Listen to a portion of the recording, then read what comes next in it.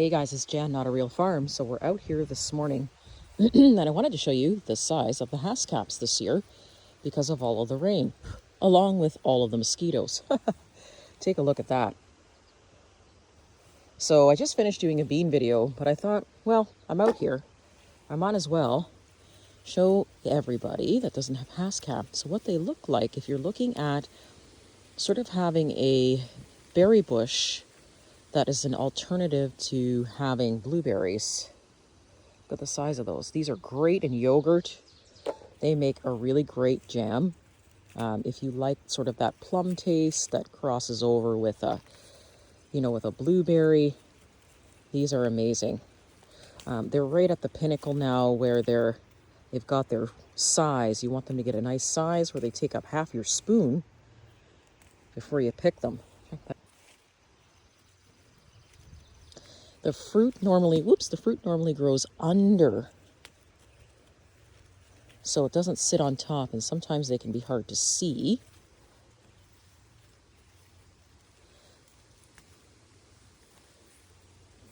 Let's see. There's so many of them, I don't know where to start. Check that out. It's kind of nice because they don't need a lot of attention. I do not fertilize. Once these guys got going, I didn't fertilize them anymore.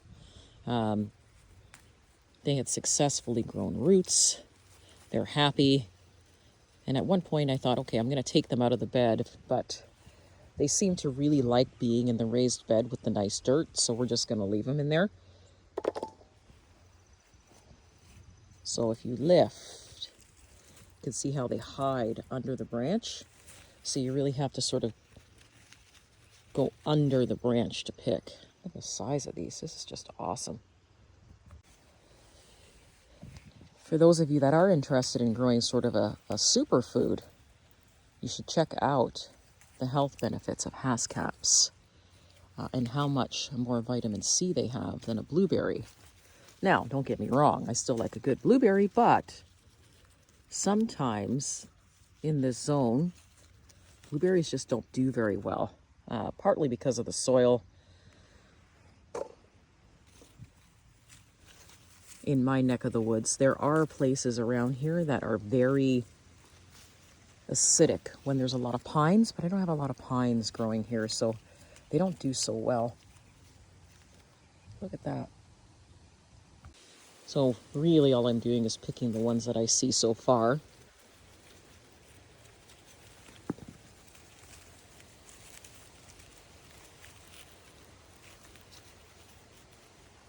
There you go. Oh my goodness. Come on.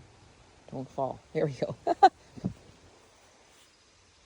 They do stain your hands, guys, so if you want to wear gloves to prevent staining on your fingers, you can. Look at this. There's so many, I don't even know where to start. Look at these. It's beauties.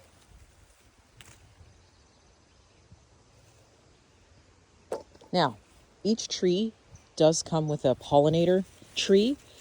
So if you're going to buy or get Haskaps, you want to make sure that you've got the right tree or the right mate that goes with them. Otherwise, they won't produce fruit. They're not self-pollinating. So in this case, all I did was just plant them all together. And it seems to be working really well.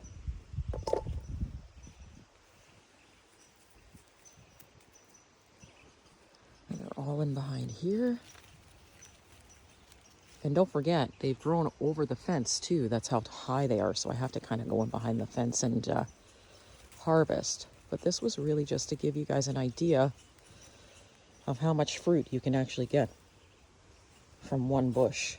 Now, usually I have a little helper with me. I usually have my stepson Colton with me because he helps me harvest these.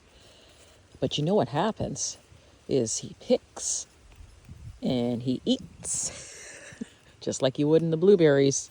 And sometimes half of the bowl doesn't make it back up to the house.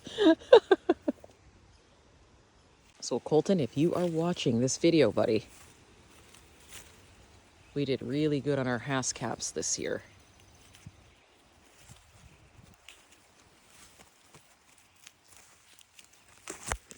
Just awesome. Of course, here we go. We're going to get stained hands now.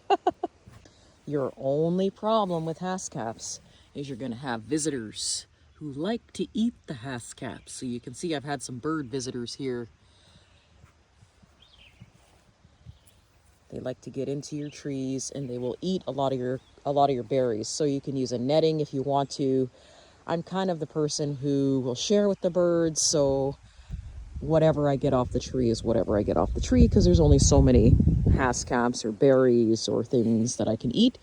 So as soon as I see that they're ripe, and as you can see, like the front of this tree is empty, my little bird friends were here. As soon as you see they're ripe, you want to make sure that you get in there and harvest as much as you can. Like I said, the birds will wait for your Haskaps. This is not your tree. All right, guys, so this is only one half of the tree. And I have them in my big bowl here, but you can see just how much berries you can get off of the one tree. I had a big handful of beans here this morning, and I kind of just thrown everything in the same bowl. If I kept going and probably harvested all of these, I would have the entire bowl full, because this tree here is full here, and actually the tree in the middle is full in the back. Now, first of all, I want to give a shout out to the University of Saskatchewan for explaining 5 years ago what Haskaps are.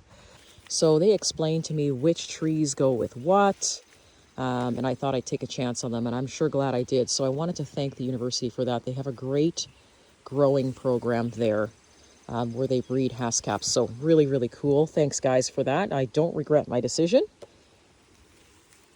Look at this.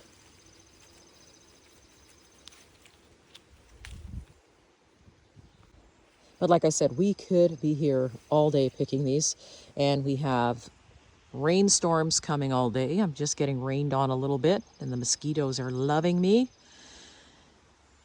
But this is the perfect time to pick when it's cloudy and cool out.